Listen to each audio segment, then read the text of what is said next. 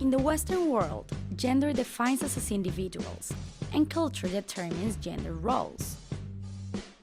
Strength and aggression are seen as masculine, sensitivity and empathy as feminine.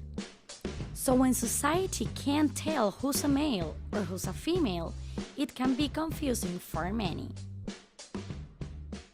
Junior Vickers understood since a very young age that gender is not inherently connected to one's anatomy. Like, I always thought I was a girl. Like, there wasn't really a moment where I said, oh, maybe I'm a girl on the inside. I always felt that I was a girl. And on the inside, that's what I think I am. Like, that's what I know I am. Junior hasn't started hormones or gone through any physical modification. I just started becoming so uncomfortable. Like, I didn't want to continue trying to be something I wasn't. So then I started restricting my eating. So I kind of delayed puberty in a way because my body didn't have enough calories, didn't have enough energy to do any of the functions it's supposed to. Gender is the complex interrelationship between physical traits and the individual's internal sense of self, as male, female, both, or neither, so there are many ways of being transgender. Scott DeBow is the co-chair of the Fredericton Gender Minorities Group.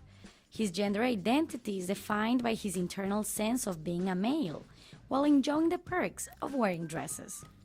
This is when I was presenting as male. You can see I kind of was flatter. I wore men's clothing. I'm bisexual, but I primarily identify as gay because I'm primarily into other men. And that's very confusing for a lot of people because a lot of people just assume I'm a straight girl. And I've had a few people say that, like, when I was coming out and I was dating a man, they said, like, wouldn't it just be easier to be a straight girl? It's like, whoa, like, my sexuality plays no part in my gender. Like, you know, they intertwine, but it doesn't affect it, kind of, so. The FGMG considers the use of preferred gender pronouns as one of the most basic ways to show respect for diverse gender identities. People don't always identify as male or female, so there has to be an option for them because forcing them into a box isn't fair for anyone, so they pronouns is good for anyone to use, and it's really important for people to get into it naturally. Charlie Kelly identifies as neutre, which refers to a gender identity that is neutral or no.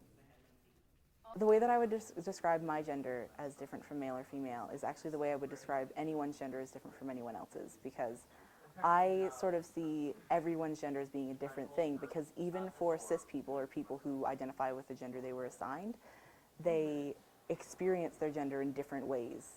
So if you ask one cis woman what makes her a woman, her answer will be different from another cis woman's answer. So to me, that difference is just something that other people aren't conscious of, but definitely exists. Even when you encounter somebody who's trans, people often have to work out in their mind, okay, wait, but what are you really? Same thing would have happened, let's say, with Thomas Beatty, the pregnant man. He was on Oprah a while ago and whatnot. And in order for people to understand that, pregnant man, whoa, that's completely unintelligible. We don't have a way of understanding how men could be pregnant. So in order to make sense of it, we have to fit it into that binary. Trans individuals face higher rates of harassment when compared to homosexual people. They are 3 times more likely to fear for their safety on campus. We have had many issues in St. Thomas, say people getting beaten up in bathrooms. That has happened. Mostly it's just people being screamed out of bathrooms, but that's not very pleasant either.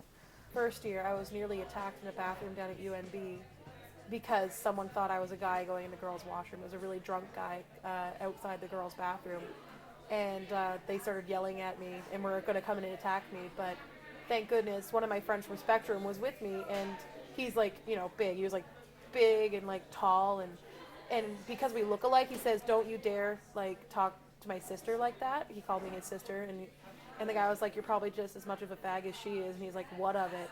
Luckily, St. Thomas has a couple of gender-neutral bathrooms on campus, so just gotta book it to George Martin when you gotta pee. It's like, ugh. Dr. Sylvia Hale says transgender identities challenge but don't harm society. I think there's a tendency to be too binary, to say the world is made up of men and women, I don't fit, so I'm going to have to change myself physically. And maybe you don't have to. There's enough diversity, you can live your life the way you want to be. People are who they say they are. Even if, someone was, big, hulking with a huge beard, if they say they're a woman, they're serious and you have to address them as a woman.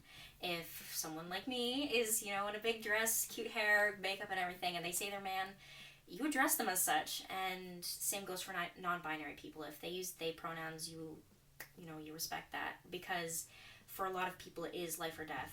What you are anatomically does not determine what you are mentally.